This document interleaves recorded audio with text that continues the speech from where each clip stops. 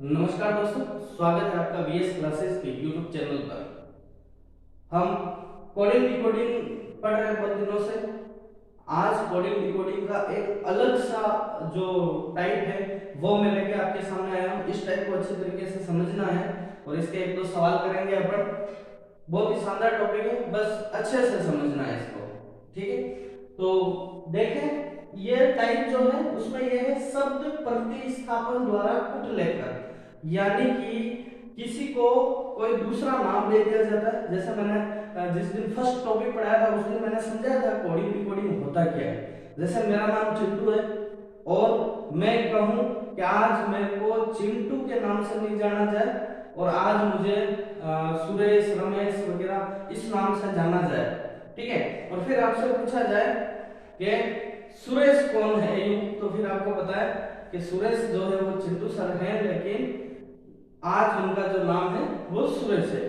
उसी तरीके से यहाँ पे जो शब्द हैं वो चेंज कर दिए गए। जैसे मैं अगर ये सवाल की बात करूं, सवाल है ये, तो सवाल के हिसाब से आपको समझना है कैसे शब्द प्रतिस्थापन कैसे होगा।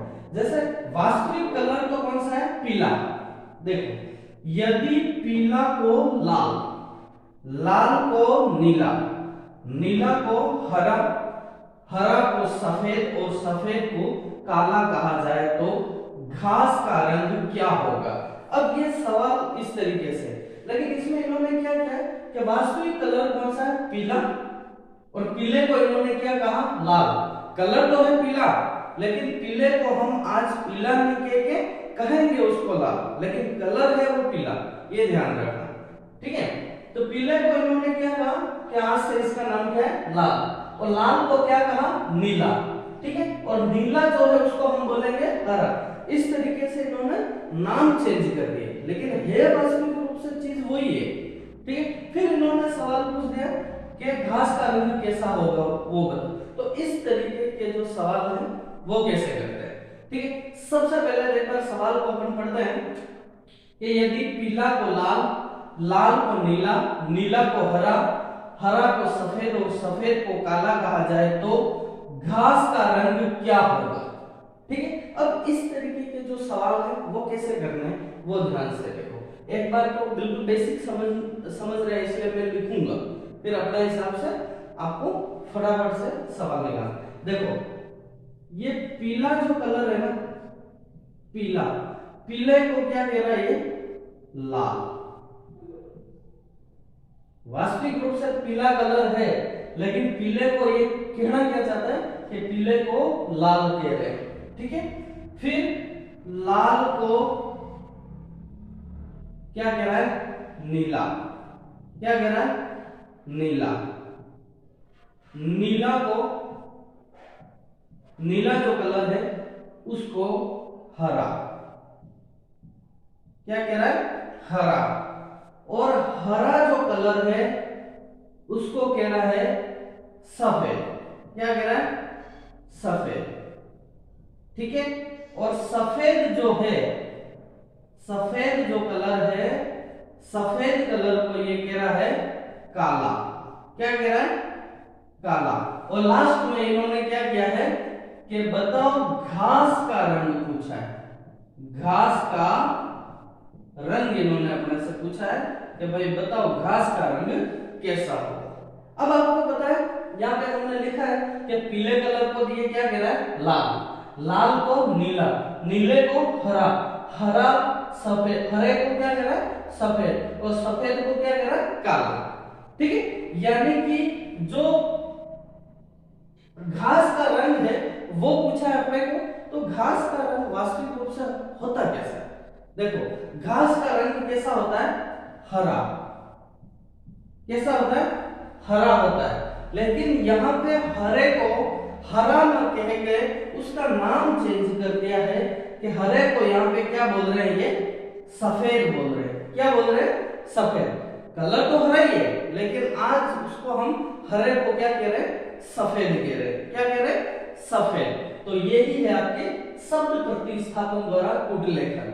तो यहाँ पे हमारा जो सवाल है कि घास का रंग कैसा होगा, अब वास्तविक तौर पे घास का रंग कैसा होता है? हरा होता है, लेकिन हरे को ये क्या कह रहे हैं, सफेद। तो अपना जो आंसर होगा घास का रंग वो होगा आपके ऑप्शन में सफेद। क्या होगा, ये आपका राइट आंसर होगा। क्या होगा, ये आपका राइट आंसर होगा। एक बार फिर से समझा दूं, शब्द प्रतिस्थापन यानी शब्दों के नाम चेंज कर दिए, उसकी जगह आज ये कहा जाएगा, ठीक है। और फिर अपने को प्रश्न के आंसर देना, ठीक है। इस तरीके का सवाल एक बार वापस मैं आपको समझा देता हूं। देखो इन्होंने पीले को क्या कहा, पीला जो कलर होगा उसको आज के लिए हम लाल कहेंगे, लाल जो होगा उसको नीला कहेंगे, नीला जो होगा उसको हरा कहेंगे, हरा जो होगा उसको सफेद कहेंगे, और सफेद जो होगा उसको काला कहेंगे। सॉरी, तो घास किस रंग की होती है, घास जो होती है वो हरे रंग की होती है। कैसे होती है, हरे रंग की। लेकिन घास को हरा जो कलर है उसको क्या कह रहा है, ये हरा जो कलर है उसको सफेद कह रहा है। तो हमारा जो आंसर होगा वो कौन सा राइट होगा, सफेद राइट होगा। कौन सा राइट होगा, सफेद, ठीक है। तो अब आगे देखिए, एक सवाल और, अगर दूसरा कोई सवाल और आ जाए तो किस तरीके से करना है वो एक बार सेम कंडीशन वाला सवाल एक और करके मैं आपको बता देता हूं, तो देखें, तब तक इस सवाल को उतार लो। जैसे ये सवाल है, ठीक है, सेम वही है, शब्द प्रतिस्थापन द्वारा कूट लेकर। अब ये जो सवाल है ये किस तरीके से करेंगे, मैंने पहले आपको टेक्निक बता दी है। बस आपको रीजनिंग में हमेशा एक चीज ये ध्यान रखनी है, आपको कॉन्सेप्ट ध्यान रखना है। बाकी सवाल आप कहीं से भी कैसा भी उठा के दे देगा, आपको सिर्फ और सिर्फ कॉन्सेप्ट ध्यान में रखना है। देखो ये सवाल हम करते हैं, जैसा पहला वाला सवाल किया सेम वही है, उसमें इसमें भी यही कंडीशन लगेगी। तो देखो यहाँ पे ये जो सवाल है, इस सवाल में जो जल है क्या है, देखो यदि जल को भोजन, ठीक है, जल जो है उसको भोजन कहेंगे, भोजन को वृक्ष कहेंगे, वृक्ष को आसमान कहेंगे, और आसमान को कुआं कहेंगे, कुएं को तालाब कहेंगे, तब जाके इसने प्रश्न पूछा है तो बताओ कि फल कहां लगेंगे। प्रश्न क्या है कि बताओ फल कहां लगेंगे, ठीक है। तो देखो हम जैसा का वैसा लिख देते हैं, जल को ये क्या कह रहा है, भोजन। जल जहां पर भी होगा उसको ये क्या कह रहा है कि जल को हम तो भोजन कहेंगे, ठीक है। भोजन को वृक्ष कहेंगे, ठीक है। और वृक्ष जो होगा, वृक्ष को आसमान कहा जा रहा है। क्या कहा जा रहा है, आसमान, ठीक है। और आसमान को कुआं, आसमान को कुआं, और कुआं जो है कुएं को तालाब कहा जाएगा। क्या कहा जाएगा, कुएं को तालाब कहा जाएगा, ठीक है। ये तो अपना सवाल है कि यदि जल को भोजन, भोजन को वृक्ष, वृक्ष को आसमान, आसमान को कुआं, कुएं को तालाब कहा जाता है, तो फल किस पर लगेंगे, ठीक है। तो फल वास्तविक रूप से अपने को देखना है कि वास्तविक रूप से फल कहां लगते हैं। फल वृक्ष पर लगते हैं यानी कि पेड़ पर, लेकिन पेड़ को ये क्या कह रहा है भाई, वास्तविक रूप से अपने को पता है कि फल जो हैं वो वृक्ष पर लगते हैं, ठीक है। लेकिन वृक्ष का नाम इन्होंने यहां पे क्या रख दिया है, आसमान। क्या है, आसमान। शब्द प्रतिस्थापन कर दिया, शब्दों को चेंज कर दिया है, उसकी जगह ये नाम रख दिया है, ठीक है। तो इस प्रश्न का जो आंसर होगा वो आंसर होगा आसमान। कि आपके जो फल है वो फल वास्तविक रूप से लग तो वृक्ष पे ही रहे, ठीक है, लग तो वृक्ष पे ही रहे हैं, लेकिन वृक्ष का नाम यहाँ पे उन्होंने क्या रख दिया है, आसमान रख दिया है, ठीक है। इस तरीके से आपके पास कैसे भी सवाल आ जाए, आपको इस तरीके से लिख के और आंसर निकाल लेना है। आपके जो 4 ऑप्शन है वहां से तुरंत आंसर आपको मिल जाएगा, और इतना बड़ा करने की जरूरत भी नहीं। जिसका सवाल पूछा है जैसे पूछा है कि फल किस पर लगेंगे, ये सवाल पूछा है, तो अपने को पता है भाई फल जो वास्तविक रूप से वृक्ष पे लगते हैं, और वृक्ष का नाम यहाँ पे इन्होंने आसमान रख दिया, सीधा आंसर है आसमान।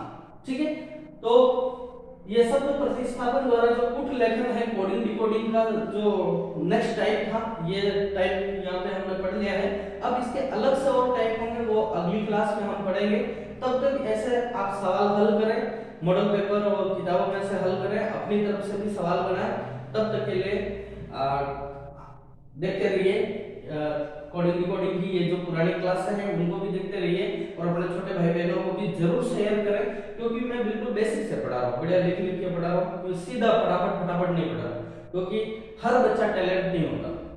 ठीक है, बच्चे की सीखने की अलग अलग क्षमता होती है, उस हिसाब से मैं पढ़ा रहा हूँ, ताकि उसको फिर वो स्पीड जैसे जैसे प्रैक्टिस करेगा वैसे वैसे समझ आ जाएगा। ठीक है, तो बहुत बहुत धन्यवाद आपका, मिलते हैं नेक्स्ट क्लास में, धन्यवाद।